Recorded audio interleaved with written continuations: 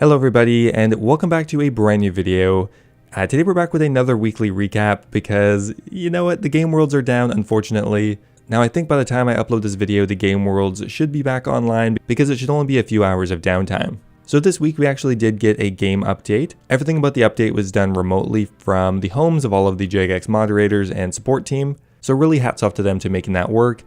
And on top of that we actually did have a Q&A live stream with a lot of interesting questions. As always, I'll be going over anything related to the old school RuneScape community this week. I hope you guys enjoy the video, and let's get started.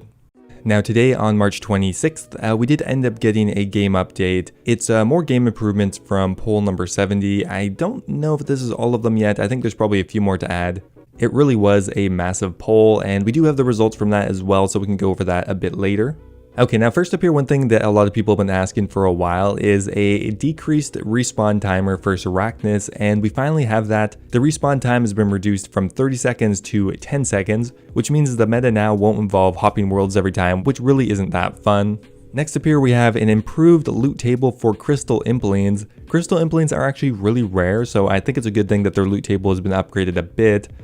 It now includes Crystal Shards and Crystal Acorns. Now, Crystal Shards do have a direct value because you can exchange them for Divine Potions, which are sellable on the Grand Exchange, and Crystal Acorns are pretty much plantable for more Crystal Shards, which means overall the loot of the Crystal Implings are going to be higher. Now the Elite Desert Diary is going to drop you inside the Temple of Narda, where you'll have better access to the Recovery Shrine, a pretty minor quality of life change. Now the talk option has been removed from HAM members, which makes them easier to pickpocket. They normally have a lot of options on there, so it's quite annoying for pickpocketing for any of the quests related to them.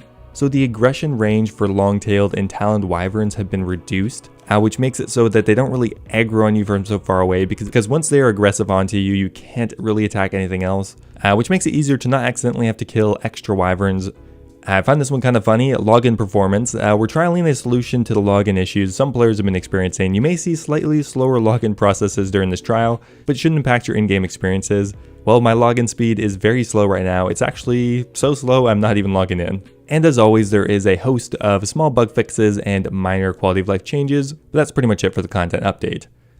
Now, over the last couple of weeks, old school RuneScape has seen a huge surge in player counts, and because of that, they've added some temporary game worlds that they had in reserve. So there's going to be 3 more UK worlds, including a 2200 skill total world.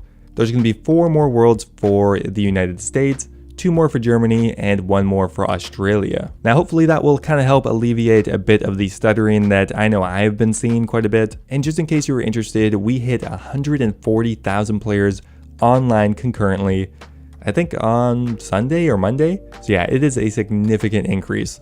Okay, it looks like here as of 3:28 GMT, all of the worlds are back online. There was a few issues, including that some of the game worlds didn't reboot properly, and a few worlds crashed due to an engine issue, but you know what, they fixed it pretty quickly and they are working from home, so I would definitely cut them some slack here. No need to ask for your 2 hours of membership reimbursed, because you know what, you're not getting it anyway, and I think it's kind of understandable. Okay, so next up here, I want to have a look at some things related to the old school RuneScape community this week. Okay, first up here, we have a pretty important one, and that is the old school RuneScape poll number 70 game improvements. Now we have the results for it. So this was a massive poll of, let's see here, 39 questions, and about 6 or 7 of them didn't pass. Now first up here, superior monsters in the Ironworth dungeon are now going to have a guaranteed crystal shard drop. And also they increased the minimum amount of monsters in the Ironworth dungeon to 6.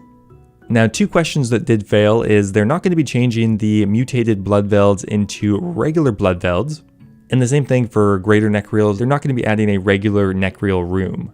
Now still on the topic of the Ironworth dungeon, they are going to be adding in a cannonable room for elves, which is great because elf tasks are pretty bad right now. There's no great way to kill them, so hopefully that will make them maybe a viable task. Now, big one is the Blade of Saldor is now going to be able to be charged with 1,000 crystal shards to create an infinitely charged version, which means the Blade of Saldor is no longer going to be degradable. I mean, that is huge. It's now going to be a viable weapon, and we can see that it has gone up in price almost double at this point.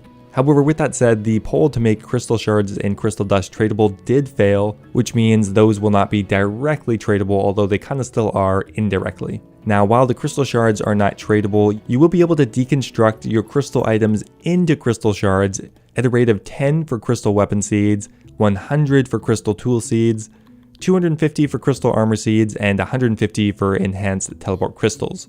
Now these two questions failed originally, but we're now going to have divine bastion potions and divine battle mage potions. I'm not really sure why that passed now, but things have changed slightly. Okay, thankfully the grand exchange question did end up passing.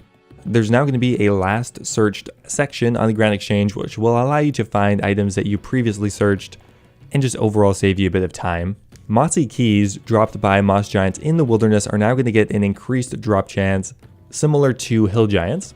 One that people have been wanting for a long time is there's now going to be the ability to transmogrify the Tangleroot pet into 4 or 5 different themes, which I think is awesome, similar to the Phoenix pet. Now the number of burnt pages received from Wintertot is going to be increased by 50%, which means there are going to be twice as many burnt pages coming into the game. And on top of that, there will be other ways to turn in your Pyromancer set for burnt pages.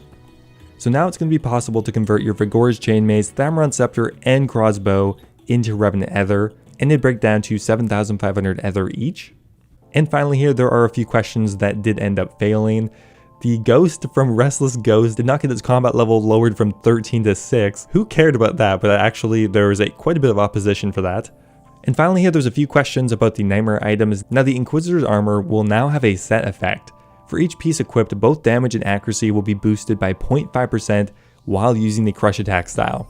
If all pieces are equipped, you'll get an additional 1% boost for a total of 2.5. However, the 2 other Nightmare questions did end up failing. The special attack cost of the Eldritch Orb is not going to be reduced to 50%, and the negative slash and stab attack bonuses are not going to be removed from the Inquisitor's armor set, but overall it's still getting buffed. And there is a quick poll overview for what we're going to be seeing in the near future.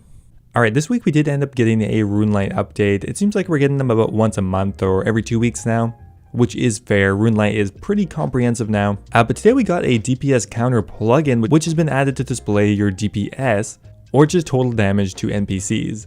If you're in a party, it will show a breakdown of each member's damage, which that's actually really cool. There is now a drift net fishing plugin, which is added to show the status of your nets and highlights any fish that you haven't tagged. And finally, there is a new interface style for 2006 for people who are specifically nostalgic for that era. You can now have the interface. Once again, there is a ton of minor fixes and updates to plugins, but again, thank you very much to the Runelite team. And that is it for community updates this week. Okay, finally here, I wanted to go over the weekly Q&A, and there actually was one this week from the comfort of everyone's home. Okay, first up here, how is everyone managing with working remotely? They said for the most part, everything is business as normal. It is kind of tricky not being able to communicate with your colleagues as easily. And the classic work from home issues like relaxing time is kind of spent in the same place as the work time. Also, they are still ironing out some kinks for updating remotely. Now in this statement they made earlier, they said there wouldn't be any notable changes to the release schedule. Is this still the case?